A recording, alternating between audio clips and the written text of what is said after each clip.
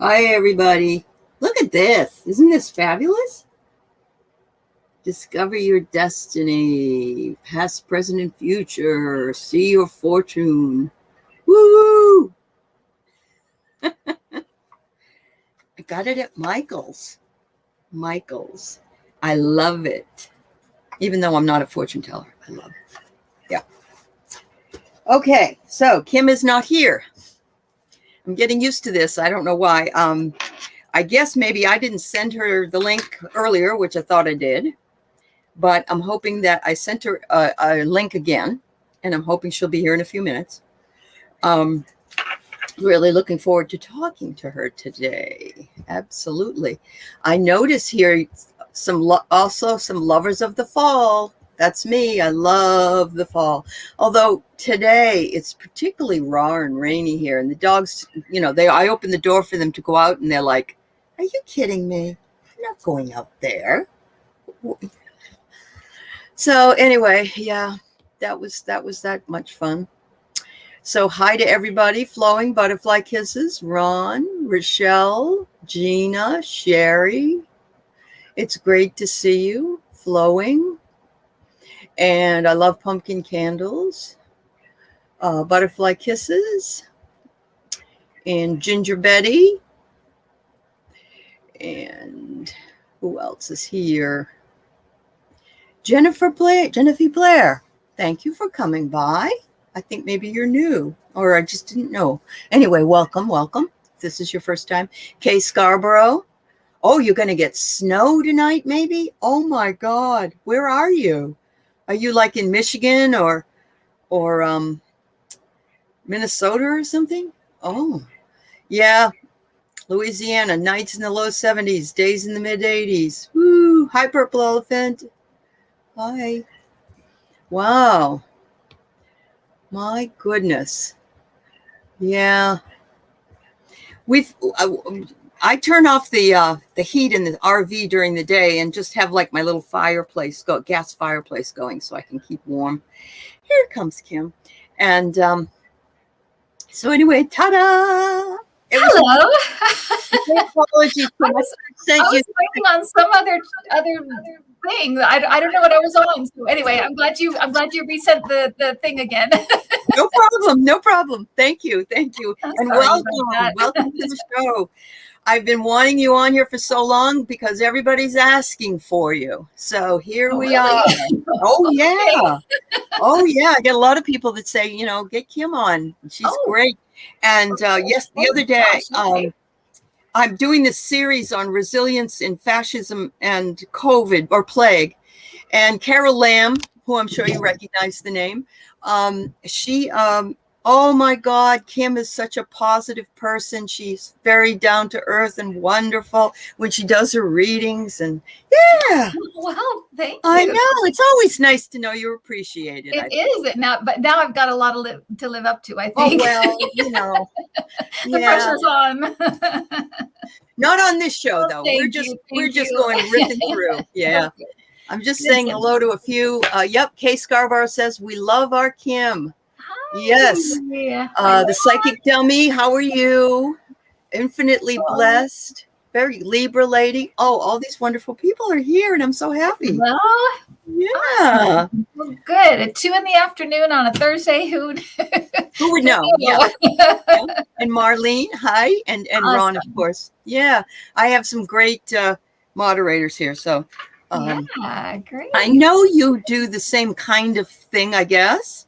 I mean, I've watched some of your interviews with some of the people that you have done interviews with, and I really love your style. And here, yes, Gina says Kim has a sweet and loving vibration. There you go. Oh, how sweet. Well, thank you. Isn't that nice? Yeah. That's so nice. Yeah, that's really nice. I know.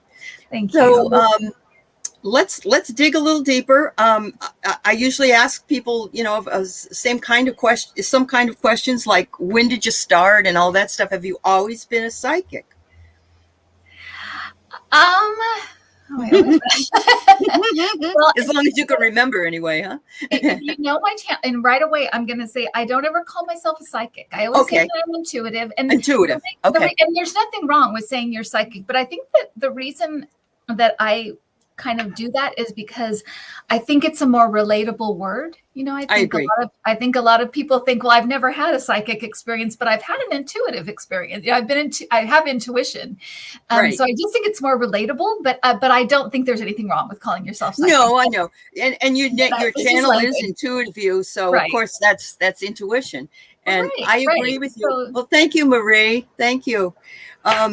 Yeah. And I mean, I really like your name. What did you intuit it? I mean, it really did just come to me. It really did. And that was, I think that's a good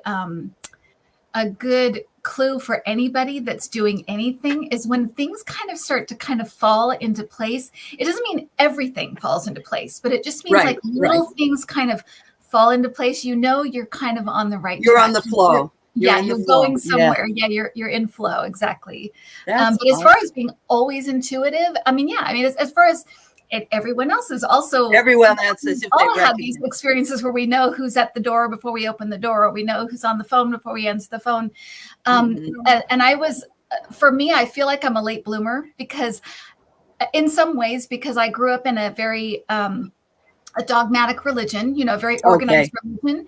And so, but I still had these kinds of experiences, but I just put different language to it. So I would say like God was speaking to me, or, I was having, those kinds of things. So I just put different language to it, but I still always had a connection and kind of a knowing that there was something more to all of this. Something more, something bigger. Yeah, exactly. Well, you didn't come to it as late as I did, but I always was doing it as I went along, and I always wanted to teach classes and things like that.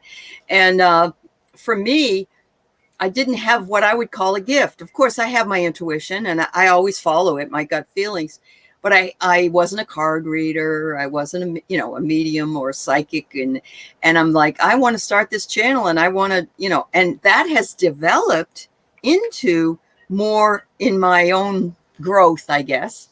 But I'm a heck of a lot older than you, so I'm a very late bloomer. And you seem to also like to, I think we have something in common, because I am kind of a little bit obsessed with process and how people do what they do.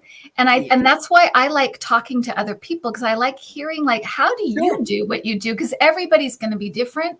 It is. So, and I feel like that is part of what you like. I mean, I think that's, it is. It's intriguing. I'm tuning into you, but I think that is, I think we're the same that way, that we both kind of really enjoy people's process and what makes them tick and what makes them tick and what, absolutely.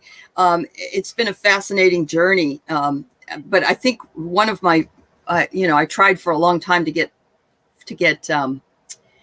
Marianne from Revealing Light Tarot, and she doesn't do interviews. And I adore her, So I ended up asking her once, and she couldn't do it. And then I asked her another time, and she said, you've asked me twice. So, and she is a journalist, so she does that kind of thing. And like you, because you do it, I know you do it. And she said yes. And I nearly fell off my chair. I was so excited. But I can understand. She's got things in the background sort of that she's very busy with, as you do, I'm sure. And I know you work with a lot of people. And Allie, mine like that was Ellie from Ellie Down Under. She does not do interviews. She was like, I don't think, and I kind of had to poke her a little bit, but it was partly because I was just fascinated with her. I'm fascinated with her dreams and the way she does what she does. And so it's selfish. It's my own curiosity. It's okay. It's okay. Yeah. But I think if I'm curious, other people must be too. So absolutely. But it's so fun to talk to these people. I just really absolutely love it. Absolutely is. And you will go on a channel and watch people, do their thing, but you don't really know. You don't know enough underneath. Who is this person? What made them go into that area? Because that's not what people talk about. They want to know, about politics or about tarot readings or whatever, which is great. But it's also nice to know about the people that you're interested in that really tick for you. So yeah. Absolutely. Yeah. That's great. Hi, Virgo in Sin. And thank you. I got this for my birthday from my son, He's got good taste. It's beautiful. I love that lavender color. So pretty. Thanks. Beautiful. You weren't here when I showed everybody this. Oh, it says my See gosh. Your Fortune, and it lights up. Oh my gosh, that's amazing. And it past, present, and future, and discover your. I got it at Michael's. Did you really? Yes. So you might have to check that out. All of this stuff is getting. Right? It is. It's mainstream. Absolutely. It really is. It's coming. It really into is. And it's no accident. It's no accident. The same thing with the UFO stuff. That's pretty much now mainstream because they finally showed that we did know all those years. And yeah. Wow. Jaleesa and Jennifer, and I just want to, I try to say hi to everybody that comes in because the chat is always important. It's an important component, isn't it? It's an important component of the. That's all it's about is these communities, and it's so beautiful when the communities are coming together. It's no accident that we have all these different kinds of readers and seers, and then we have all of these communities that are building. It's no accident. I know. It really is. It's quite amazing. Very really divine. Yeah. Yes. So let me turn to one of the things that you just did recently, which really touched me in a very big way, which was your, I guess it was called a combination of community with the apology of the Marianne Williamson apology, which really struck people very deeply that were on, I could see in their faces and so on. I know it struck you very deeply. It was what made you decide that you wanted to bring that to community? You probably said in the video, but I just want to, For those people that don't know, and they can go and look at the video on my YouTube channel, but I had an experience where I heard that the George Floyd Police Protection Act, kind of the talks were dead. It was done. Okay. And I was so upset. I didn't hear that. Oh my. Yeah, I heard it in the middle of the night. Mm-hmm. And kind of instinctively, I just started to pray and also apologize because this was not getting done. And I thought, about the least we can do is just make people feel like they are protected by the police. It's like, that's the least we can do. And we can't get it done. And I just started to kind of apologize. And it kind of, all of these visions of slavery, police brutality, the civil rights movement, all of these things started just kind of flooding through my head. And I just started to just kind of weep and apologize. And it was kind of instinctive in a way. And it was also kind of a release for me in a way. Good. But then I went upstairs, and this is like the middle of the night. I couldn't sleep. So I went to this little chair. This is my grandma's chair. And I always sit here to say my thank yous at the end of my readings and things. So I sat here and I just said, I'm going to just sit for just a minute and have a couple of minutes of quiet and then go back to bed. Yeah. And I have a camera here that I put in here because I know that there's a lot of activity in here when I do my reading. So I have a lot of orb videos and things on my channel. Okay. And I had an orb explosion in here. And so that's when I realized when you apologize, even if the people aren't here, even if you weren't there, but if you have that apology in your heart, it moves energy. There's something that happens. There's movement in it. And so I thought, what if we got together as a community, brought our communities together and did an official apology? And someone told me about the Marianne Williamson apology to African Americans. Oh, okay. Good. And so I got that apology. We read it, we did it. And it was really it's almost like a spiritual, scientific answer to a social, historical problem. So we're kind of bringing those two together and hoping that it moves the energy forward in some way.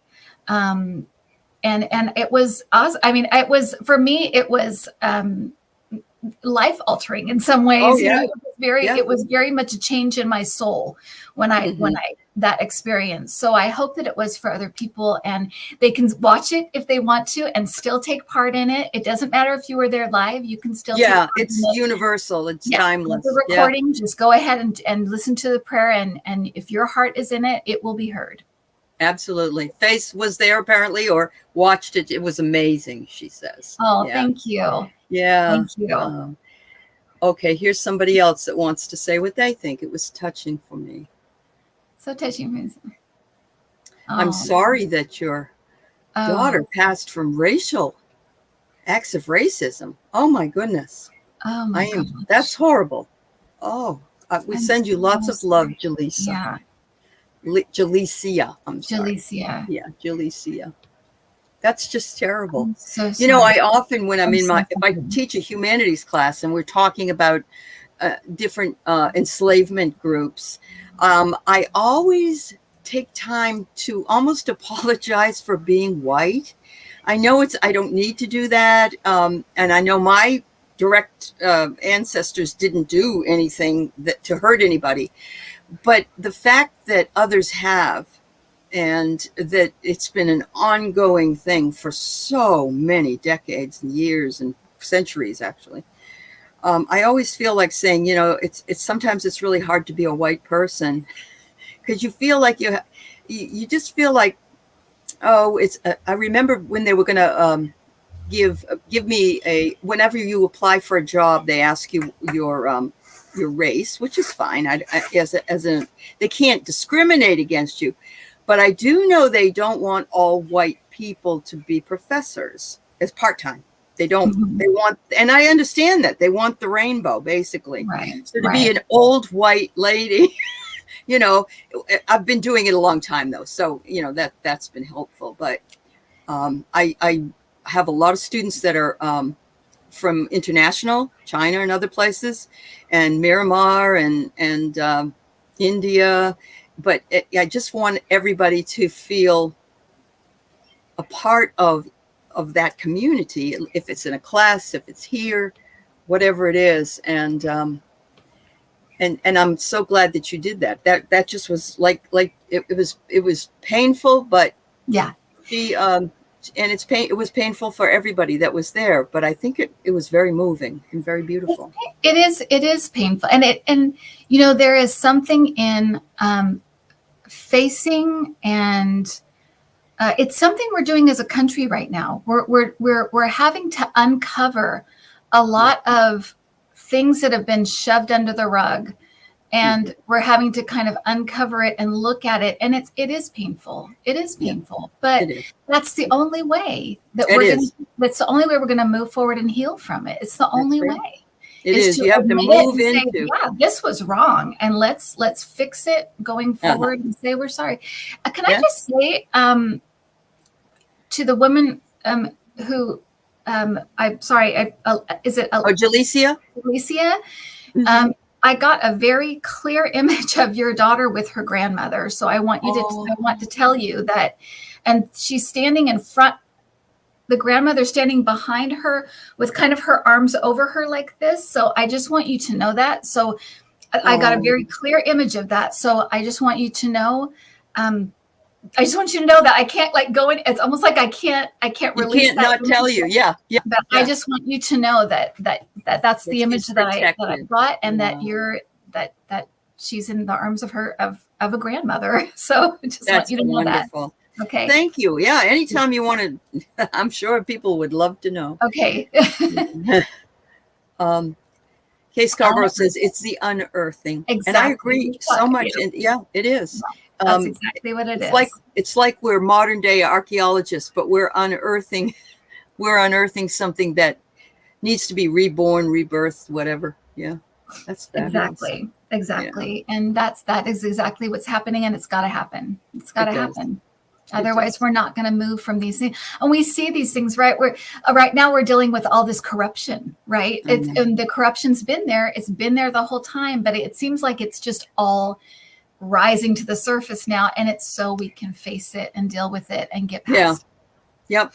A collective shadow is what it is, really, if you think about it. Yeah. And nobody wants to go there on purpose, really, a lot of the time. It's like, nope, it's too painful. I don't want to go there. But they're being asked to. They're being asked to go there. And knowing that they're united by everybody else, like having that support system that you had, actually, when you did that on your channel, all those people were your support system, as well as their guides and angels and tons of people in there. Yeah. Exactly. And yeah. Well, and we all have had, we've all had that experience of being sorry for something. We've all had that experience of being done wrong, or we've had to forgive someone. You know, and it's part of our human experience, and we can't turn away from it. We need to really move into it and take the grace that comes from it. Oh, that's beautiful. Yes, you're absolutely right. So, do you do personal readings? Do you do tarot readings, are they, or just your intuition readings? What kind of? Yeah, I do personal readings. I don't have openings right now. And I have to say that I'm going to kind of be moving away a little bit from personal readings and going more into teaching. I just feel like, everybody has a role in this. Everybody has different roles and different parts that they play. And I really feel like my guides have been letting me know that my role is to kind of demystify this for people and allow them to kind of empower themselves and know that they can do this. They could, and it's great to check in. I mean, I do it. I check in with, people that have these gifts, and I check in with them to make sure that I get my validation for things that I think I know, but I want to make sure. I understand. We all have that. Everybody needs that, right? We're all human beings, but we all have the ability to check in with ourselves and get those answers on a daily basis if we want to. So that's what I'm teaching classes with my friend Debbie, who has Freebird Spirit. And we're teaching classes together right now. I have recorded classes on my website at intuitiveview.com. And I'm going to be adding, so I'm not going to talk about it yet, but I'm going to be adding, well, here, I'll give you a teaser on your channel, Allie. Okay. I'm going to have something special that's starting in January. That's going to be kind of like for people that want to kind of take this to the next level. So my channel will not, it will all stay the same, but I'm going to be adding some stuff that people may want to take part in January. That's going to kind of take it to the next level if they're ready. And are you going to be utilizing your, I don't even know, because I don't use it, but the paid subscriptions, are you going to do it that way? Nope, I'm not. Well, it's not quite like that, but it's just a little bit. It's a little bit different. It'll be more kind of like a membership kind of thing, and so. But I have a lot of really fun stuff planned, and again, this is all spirit guided. I understand. I just go where they tell me to go. So, this is the next step, and this is where I'm going. Awesome. And people that want to get to that other, to move on from here. And what's better time than the first of the year? I'm fine. What's that? Yeah. There's no better time than the first of the year as well. That's what I thought. And it will give me time to kind of get organized and do what I need to do. But I am really excited. Yeah. Yes. Exactly. So did Spirit lead you to take a trip to London? You went to England, I believe. Did you? England. Yes. Yeah. My daughter is there. Her name is Cassie. And people that watch my channel would know her because I talk about her all the time. But she is a filmmaker, and she is in England. So she's doing that. And so we went to visit her, and she has a boyfriend over there, and she kind of got stuck over there. He's a fiance now, but they got kind of stuck over there. And so she's just been there. But as soon as COVID lifted, we all went over there to see her and spent about a month there and got all our hugs and kisses in, and it was great. So that's why I was there. But, I don't blame you. I have my grandparents came over from Wales and England back in the early part of the 20th century, and I'm dying to go over there just to see it. Really, just to I've found some like fifth cousins or something over there, and thought it would be fun to connect with them. Yeah. It's so amazing, and I think for Americans especially, it's amazing because it's so old. Everything is so old. Here it's like, you get things from like the 1800s maybe, but there it's like 1400s. I mean, you can't even wrap your mind around. I know you can't wrap your mind around how old everything is. But it's to stand in that energy and to, it's amazing. It really, really is. It's so cool. I always feel like when I went to Santa Fe, I went into this church. I'm not a churchgoer, but I love the sacredness of going into a building like that that's had, prayer and love and lights, and it's such a sacred experience. It's like it envelops you. It's wonderful. Were you able to go into any of those types of churches when you were there, or sacred place? So a funny thing that happened was we were locked down for the first 11 days, which was kind of a nightmare because we were in a very small space. Yes. So my husband and I got to know each other, all of our really well all over again, but we were locked down together. And what I realized about on day 3 was that the wall of our kind of Airbnb hotel thing that we were in was right up against an old church and a cemetery. Ooh. And so I thought, well, me being me, and I have time on my hands. Right. In the evening, I decided, okay, I'm going to pull out my camera and try to catch some orbs and see, see what I can catch. So I started kind of talking and saying, who I was, what, just how you kind of introduce yourself like you would anybody. Just if if anyone's interested in doing orb work, that's what you do. You just kind of introduce yourself, say, come on in. And nothing happened. And then all of a sudden, all of these orbs, one by one, started coming through the front door. And I thought, of course they would. It's England, so of course they're going to be polite and come right through the front door. They weren't going to come in through the garage or anything. You had to come right in the front. Here they just come wherever. But they're coming right through the front door one by one. It was hilarious. But, but yeah, so that was an experience I had. But nice. I mean, all of that stuff is fascinating to me. And churches, churches are, however you feel about organized religion or that kind of thing, right? Churches are a sacred space. They are.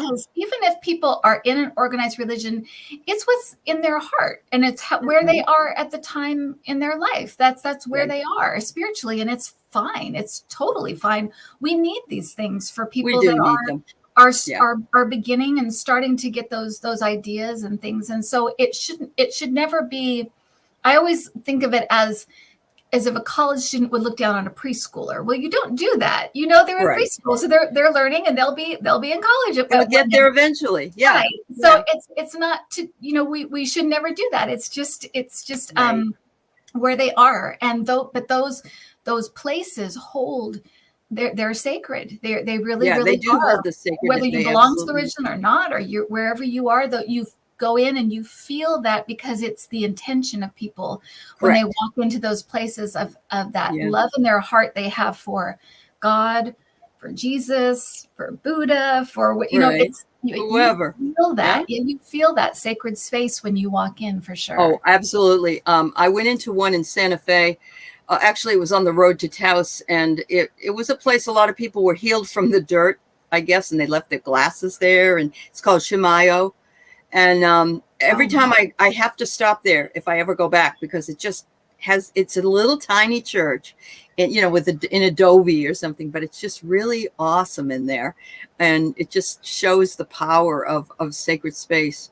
I also love labyrinths. I love to walk labyrinths. Have you ever done that? Interesting. Yeah. Very interesting. Yeah, I had one. I was a preschool teacher for many, many years, and there was a labyrinth at the preschool that I worked at, and I was obsessed with it. So I walked it all the time. So I know it's very, it really is a great meditation to walk through a labyrinth. So yeah. I had it's funny how that Yeah. I had no idea you liked them too. A lot of people aren't even familiar with them, but I would love to be able to go to France to the Chartres Cathedral and walk. There's a labyrinth inside that I would love to walk. Yeah, you're supposed to walk into a labyrinth, of course, for the people that don't know. And you set your intention, or you drop what you want to drop, or basically you're walking and then you have to turn around and come out of it. You can stand in the middle for a while. I actually went on one that was also in all lavender, and you would brush the lavender as you walked in. Oh my God, it was just wow. wonderful. Oh, how amazing. Oh, it was. And as I walked out, I released whatever it was that I wanted, and it just felt so. They built them actually for people who couldn't go on spiritual journeys back, like in the medieval ages. They built them so you could go on a, it wasn't a spiritual journey. They had a name for it in the Canterbury Tales. Okay. Like a retreat or excursion, like the Muslims go to the rock of the Kaaba. Yeah. And but they said, a lot of people can't leave. They can't go somewhere. So they built these labyrinths so that people could do the journey and in a very close place and then return. So there's just a lot about it that I find fascinating. Oh, interesting. Yeah. Wow. That's fascinating. So Isidore says, you are the most lovely reader. You radiate love. Oh, how sweet. Well, thank you. Yes, this is what it was. Yeah, thank you, Gina. Nice. And Thayer. Yes, it's a pilgrimage. That's what I meant. A pilgrimage. Oh, perfect. Yeah. Thank I know the chat is, they're amazing, aren't they? How many times I've been a loss for word and they're like writing it, 20 times. It's this. Yeah. Thank you. That's awesome.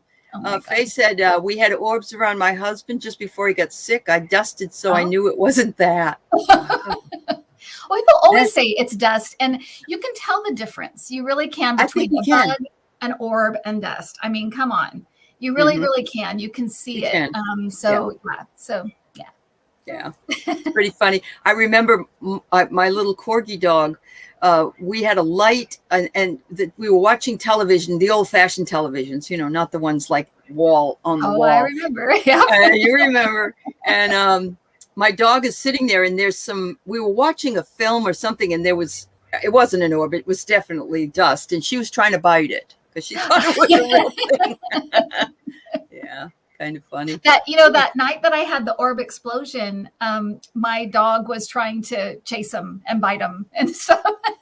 Wow! So you have an intuitive dog as well. I do. I have my little Lucy. She's back. She's sitting right behind me, but she's always asleep now. She's an older doggy, so she's always just sleeping behind me. But she's my little guardian. Oh, that's sweet. I've got 3 dogs. One of them is just 6 months old, and she right now she's barking her head off because but she'd be biting me if she was in here. She's just not ready yet, but the other ones are. Oh, so cute. What kind are they? I have 2 Shih Tzus and a Sheltie. Oh, how cute. Yeah. The Sheltie's the old girl. She's been around for about 12 years. I just lost a lab who was about 13, and that's when I got the puppy, although I shouldn't have ever got a word of warning, everybody. Puppies demand a lot of attention. Oh, they do. They're like babies. I'm telling you, they will keep you up night. They will absolutely make you dog proof your house. They do it all. Yeah, exactly. Oh, and here's Kevin. Do you know who Kevin is? He has a tarot channel as well. Pretty new. Yes, very nice fellow. Hi, Kevin. And of course, a lot of the others do too. Kevin's loving. So let's see what else I could talk to you for days. What else so when did you start your YouTube? Did you start that? It was right. I think it was 2017. I feel like one of the major events that happened right after was the Kavanaugh hearings and Kavanaugh. That was the impetus. It was around that time. And I, like so many other readers, got a message saying you can help. And mine was Trump's going to be gone and the country will survive. That's what I kept getting over and over again. And then it was like, get on and share this and let people know they'll be calmed. We needed it at that time. And we didn't know how bad it was going to get, in every way, but we knew something was afoot. So I did it. I listened and I went on. Were you, like some of the other readers that I've talked to, or people that were introverts? Were you an introvert, or I don't see that you were? Yeah. Well, you were? I'm a singer, so have been a musician my whole life. So I've always considered myself though an introverted extrovert. So I have an extrovert side to me, but I'm very much, I love my downtime and I love my quiet time, and I like, I don't consider myself really an extrovert. My husband is an extrovert. My husband is friends with the world, and my husband is too. Yeah. But I think part of it is my empathic part of me. I kind of, it's hard for me to be around lots of energies. And so I think that as I've gotten better at handling that, I'm more able to kind of be out and about and with people and stuff. But it's, so I think that was a lot of it, but I don't really consider myself to be an extrovert, to be honest. I do consider myself an introvert. I guess I'm an extrovert, but I love my downtime. I love my quiet time. I need that. You know, I might want to lay down, take a nap, or read a book or something. But here's Kevin saying he too is an introvert. See, I've seen that so many times. Susan Lynn told me that. Some of the other ladies that, they were pushed and pushed and pushed by their guides. And it looks like Kevin was. And to Kevin's point, it was the scariest thing I've ever done. I've been on stage in front of lots of people, and starting my YouTube channel was the scariest thing I've ever done. It just terrified me. And I think it's that not only are you putting yourself out there for people to kind of comment and say whatever they're going to say, but you're also so vulnerable because you're putting yourself out there in a spiritual way. And that really is bearing your soul. It's a different kind of thing. And it was so scary for me, but I just leaned on my guides. And I think in stuff like that, you just kind of have to. Yeah, absolutely. A leap of faith, as they say. Yeah. So it was, and for me it was. And it's, of course, teaching, I have to get I even have teachers that I work with, professors that I work with. Every time there's a new class that starts, they're like, oh my God, I got a new class. And I'm like, really? They've been doing it, 20 years or something. And it's like, nothing like that bothers me. As a matter of fact, I would when I'm in the grocery store, I'll just start talking to people, like, oh, is that really good to eat? Or whatever. Well, Allie, I'm always the person you start talking to. Oh, okay. Because I feel like people like that are drawn to me, but I'm not really like that. But I don't mind. I'm always just like, I know. But empaths, that's what happens. So my mother was an empath, and she'd be in the grocery line, and people would say, my dog died, and my husband has cancer, and my mother's like, I'm sorry, and she says, I can't go anywhere without people, tapping into it. Yeah. So it's a burden at times. It's the empath side. I think people are drawn to it. And that's, I've always been kind of the person who, my mom would always say that I would bring home strays, but not stray like dogs and cats. It was stray friends that like had problems and things they needed. And I would come on in, and it was that I can help you out. That, wants to help and wants to listen. And Wow. And Ron says, you put yourself on YouTube for him was very personal. And it is personal because you talk about your family, you talk about your animals, or you talk about your job or whatever it is. And there are people that, they may not like it. They don't need to like it, but it's, I love Ron, by the way. He was in one of our classes, and I've seen him on shows and stuff, but I agree with that. You really are and it's tough. It's a tough thing to do. But I also think that when you go on, though, you have to do it for the right reasons and have your kind of your why in place, because people will read that. People will instinctively know, are you on it for selfish, greedy reasons? Are you on it for yours? They'll read that. So if you're clear on why you're doing it, you don't have anything to fear. You just you really just need to get why you're doing it and move through it. Yeah, absolutely. I really God, I agree with that so much. When it started out, I was working on it with my husband, and he kind of just said, I don't want to do this anymore, because he's a chiropractor, and he thought his patients might find that weird, or I don't know, whatever reason it was. And because I wanted him to do some of the tarot and some of that other stuff, and he didn't want to do any of that. So I said, well, I'm not going anywhere. I'm just going to, because it was originally for him, because he was bored. And I've been threatening to do seminars and things like that, but then this was right here. I don't have to go anywhere, So this just worked out for me. And it just, I feel so incredibly fortunate to have so many wonderful people that are subscribers, that are other readers, that have other channels. Somebody said on one of the channels a couple of months ago, when you're moving into 5D, fifth dimensional energies, you're not competing anymore, you're collaborating.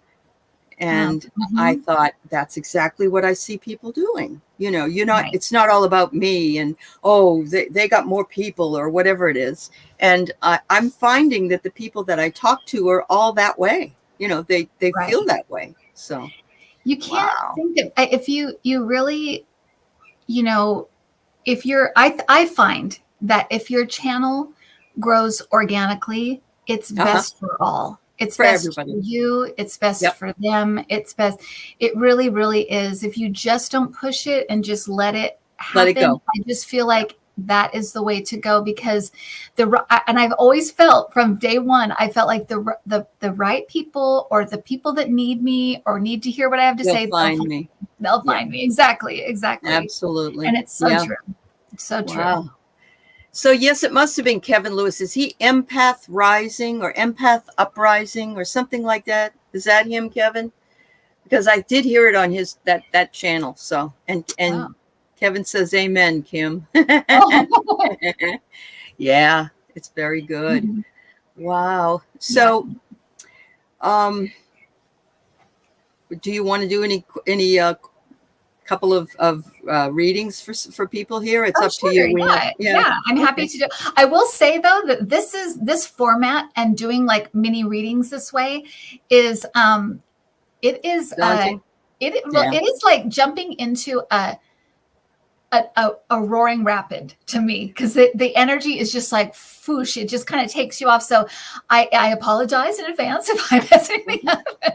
Maybe what we can do is ask some questions about what you intuit instead of personally, maybe more community wise or globally. Yeah, it's either way. I mean, I didn't mean to be like, I can't do it, but it is different. I know. Different energy, completely different energy. And again, my job is to demystify this stuff. My job is to say people make it look very easy. You look at they do, but it isn't. Or like Linda G or people like that. They make it look so easy, but it really is like jumping into a roaring rapid of energy. You're right. You're right. So, okay. So I would like to know this. I've been dying to know this answer to this question.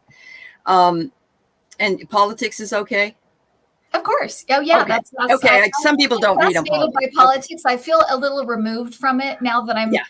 I don't know. Something is shifting for me, but I'm fascinated by it. You know, as a spectator, I'm fascinated by it. So absolutely. Well, the Trump rally that happened apparently in Iowa over the last weekend had ChuckGrassley up there saying, "Oh, you're so wonderful," and da da da. Whereas a couple of months ago, or several months ago, he was against the 6th insurrection, and he was going to retire. And so I'm wondering, what the heck happened? Okay. Trump usually doesn't accept an apology from anybody, and so. Okay, so ChuckGrassley.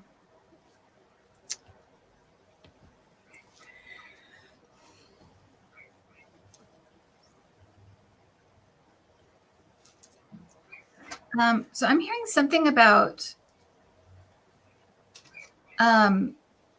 bedfellows. Something about that they can each get something from each other. It's a mutual kind of like they're getting something from each other.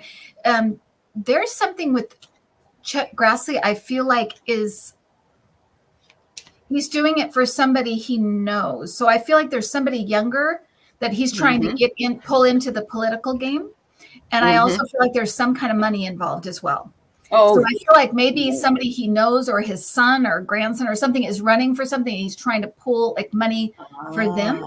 There's something about that. I don't know if that's what's happening right now, but I feel like that's in his mindset of why he's doing this. It's for somebody coming up, somebody up and coming. And Trump is all about having he's all about the transaction. So he's putting that kind of there's a portion of Republicans that he thinks that ChuckGrassley can help him pull into his fold. So that's what he's getting out of it. That's what he's doing. That's the bedfellow. That makes a lot of sense. It really does. Yeah. That's okay. It does to me too. So yeah. Yeah. Okay. Kevin says he came back to Trump groveling for help. He knows he can win without the Trump base, which is interesting because usually if you're groveling for help, he doesn't care, because he already just turned on Lindsay and Mike Lee. And he's turned on Kevin McCarthy. He really doesn't want anything to do with Kevin. Yeah. So this Kevin says Grassley will win re-election, but won't be finishing his term. That's probably very true. Yeah. And I feel like he's doing this on behalf of someone else, someone up and coming. It may also be himself, Kevin. That may be true, but I'm also seeing something about a younger male. So, well, if he dies in office, they would have to put somebody else in, and maybe he's thinking, if anything happens to me, this person can step right in. Yeah, keep it all. Absolutely. Wow. Yeah. All right. So Rondell, who is actually from Australia, right, Rondell? I think so. Will the media stop feeding Trump? Will he finally fade into the distance? Oh, the end of 2222? 22. I think. I know what you meant. Probably meant 2022. 2022, yeah. Gosh, we don't want him around that long. 22, yeah. Okay, so let me see.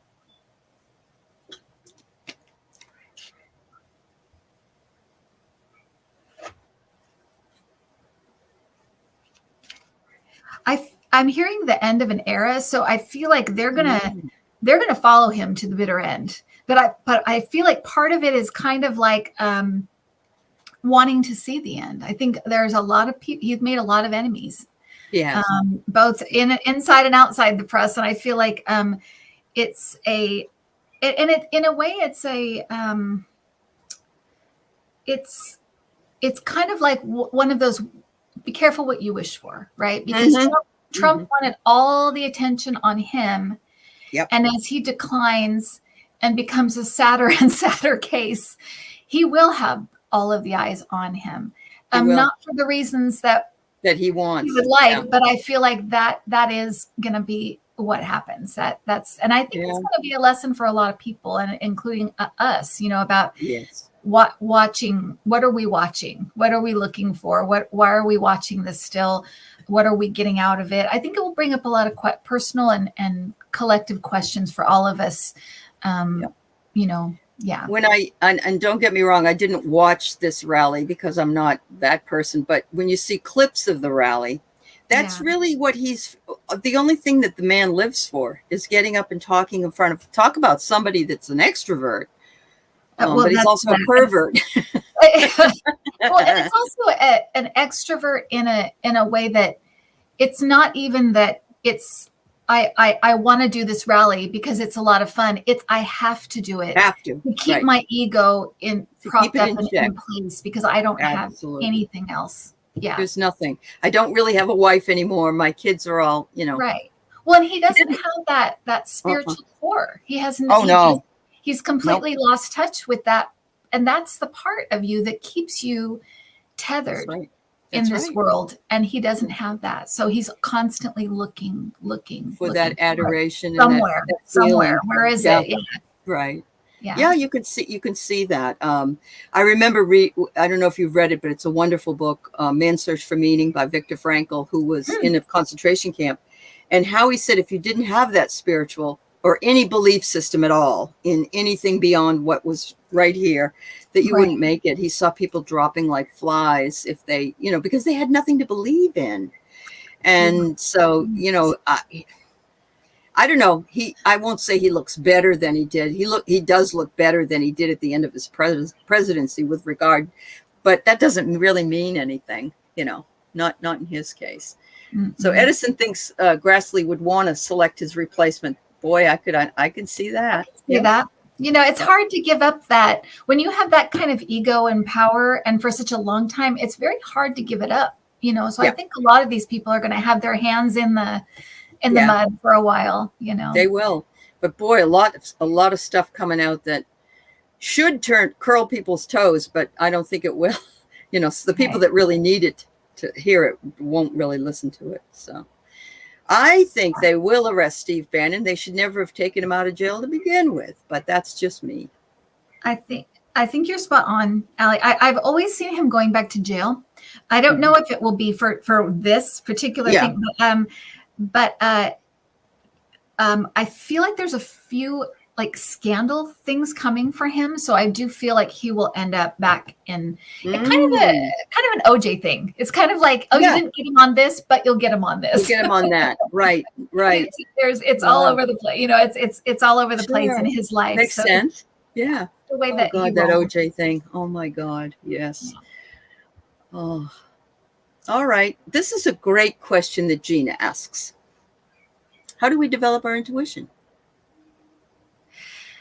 Big question. It is a big question, and that's exactly what we teach. And so I have my my classes you can take on my website on intuitiveview.com if you want to look at those. But I would say, to give you like one answer and one way you could do it today, is that, and one thing to know is that your guides, the part, whatever you want to call it, you can call it angels, guides, spirit, whatever you want to say, that bridge between you, the physical you, and source or God or the universe, whatever you want to say, that part, how you reach that part, it's always in the present.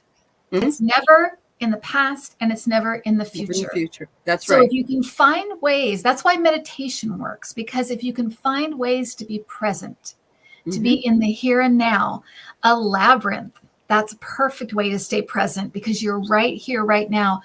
If you're an artist doing your art, you feel that feeling of like being, and I'm getting chills right now from my guides, being in flow, flow, when you're kind of in that, really in the moment.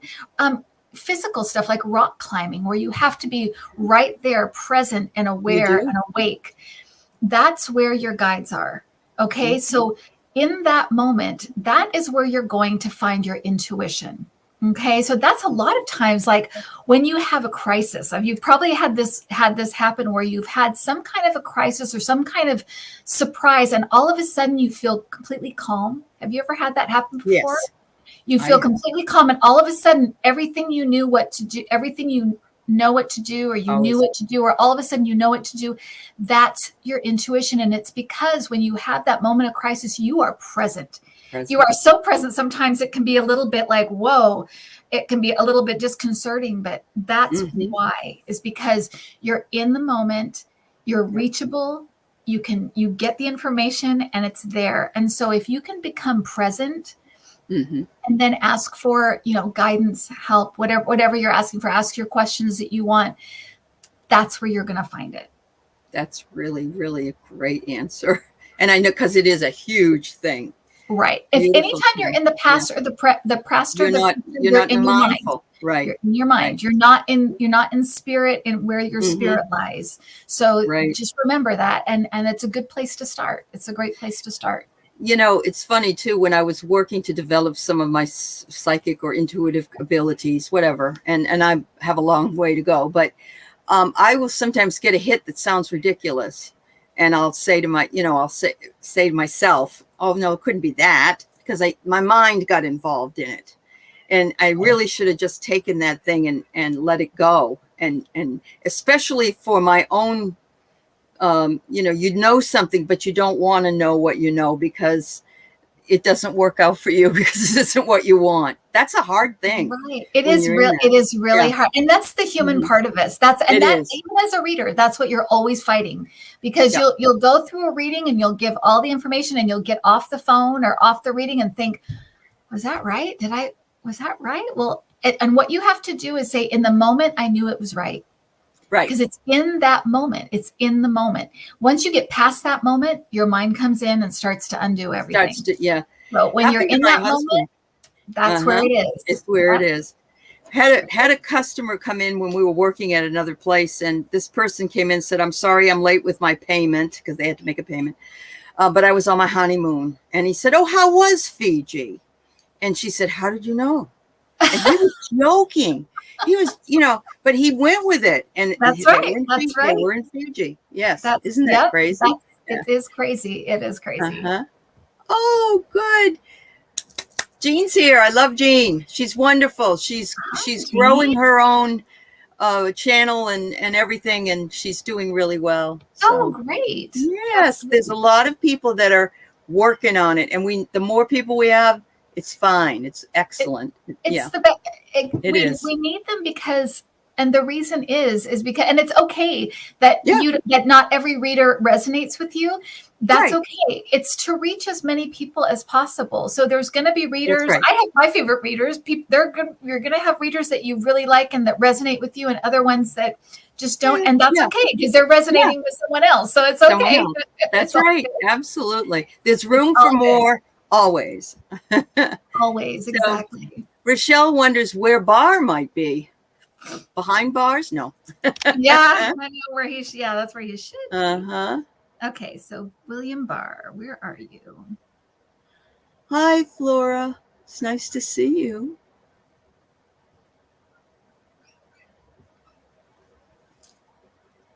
He's gonna.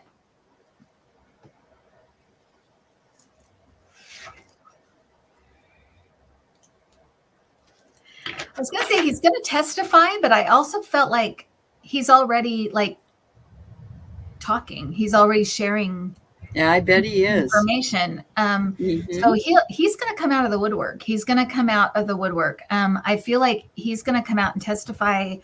I feel like he's set on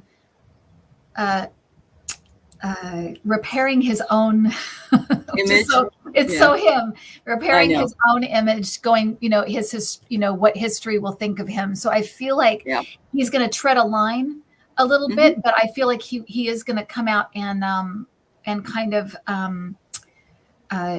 do a little damage control.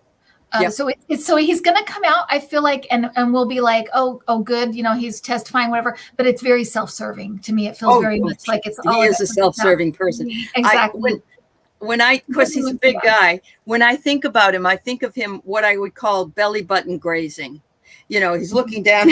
He's looking down at sort of his belly button, because he's got that big belly there. And just thinking, but I also just pulled a card that says hidden info, which I found was that's just exactly what you said. He's going to come out and tell us some things we probably don't know. Wow. And Chris Martin asks, is he sick? I've always seen him as having a lot of health issues.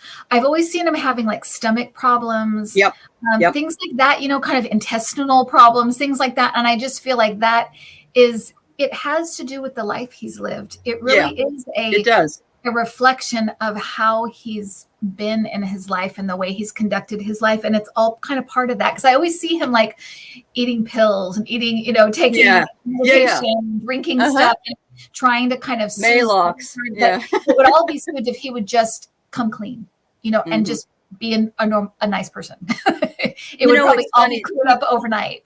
People don't realize how much your thoughts become things or become problems in your body or actions, obviously in his case, and a lifestyle. It's just like Trump, his lifestyle is, McDonald's and Coke and probably lots of pills and things like that. It's got to come out somewhere. It just isn't. Yeah. My guys are just saying toxic is toxic. Toxic feelings, toxic people, absolutely. Toxins in your body. It's all connected. It's all the same kind of stuff. So I so agree. Well, we're getting close to time, but I'm going to let her answer this question for you, Gina. I like this question. Yeah. Well, it's a big question, and it is another big question. Okay, so and I'll give you a teaser because my husband is working on a video right now, and you will not believe this video, because when in the video, and it's probably 5 seconds long. In the video, though, I ask, are there angels here? and you're going to see the answer. So I'll just give that teaser, but you can go to my channel and look at it. It's Intuitiview on YouTube, but my husband's, I think he's working on it right now.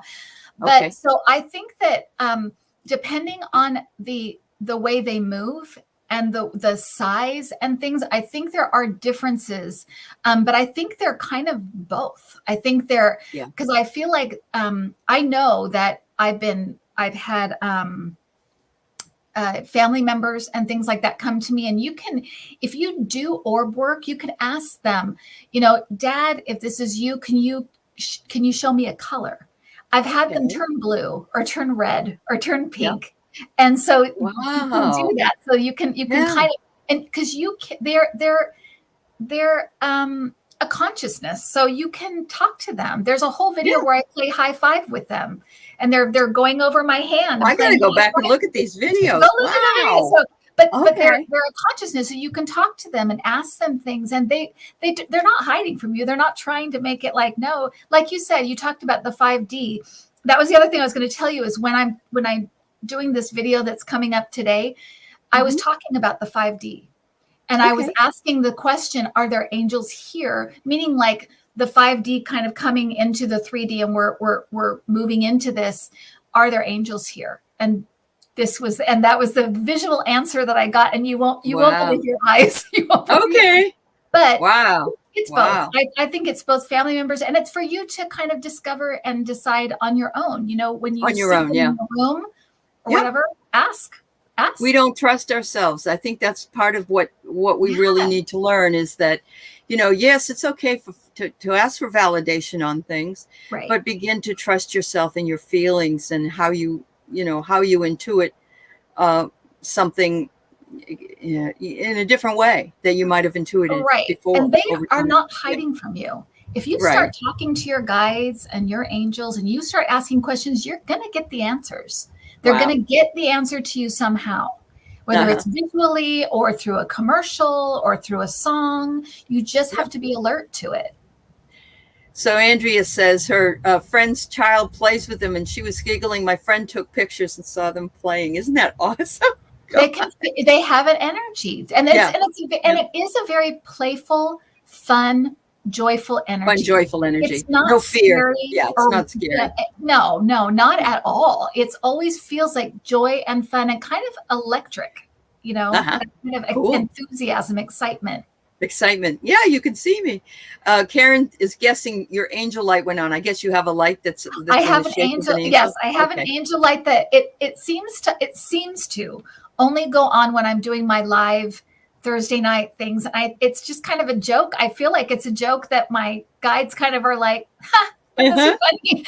Every Thursday night, let's turn on the light and let's where she's live and where she's doing this thing. So every other Thursday I do a live thing where we just talk politics and stuff. And my angel light always comes on. It's crazy. And we don't know how it happens. My husband has looked at we don't know why it's happening or how it happens. It's just there. It's beyond the physical. That's for sure. It is. When I interviewed Debbie Freebird Spirit a number of months ago, as we were talking, she has her crystal ball that's right there behind her, and it kept lighting up. And then I said, "Oh my God, your crystal ball! It was amazing." So she had that experience as well, and it's nothing but a crystal ball. She didn't have a light on it or anything. Yeah, they will let you know they're there, and it is a matter of just being aware. I mean, sometimes it's obvious like that, but sometimes it's not as obvious, and they don't want to freak you out. They just want to let you know, I can hear you. So, Wow. Well, I'm going to, Leslie, thank you. ChuckGrassley's grandson is the majority leader of the Iowa State Senate. There we go. Thank you for that validation. Thank you for that validation. I felt like it was for him. His for somebody coming out. It's for his grandson. Yep. Absolutely. Thank you for that. Well, I can't thank you enough, Kim. I've enjoyed this so very much. And I know that the subscribers or the people in the chat, they all did too. They've really loved hearing what you had to say. And we look forward to, I want to see those orb videos and a couple other ones, but thank you for teasing with the January thing. Maybe some people will be looking at it. Yeah. It's coming, and I still working it out, but it's coming. It's got a couple months to go, but something's just going to be out there that you're going to show up. But thanks for sharing that with us. Thank you, everybody. You have a great day. Okay. Bye-bye. Thank you.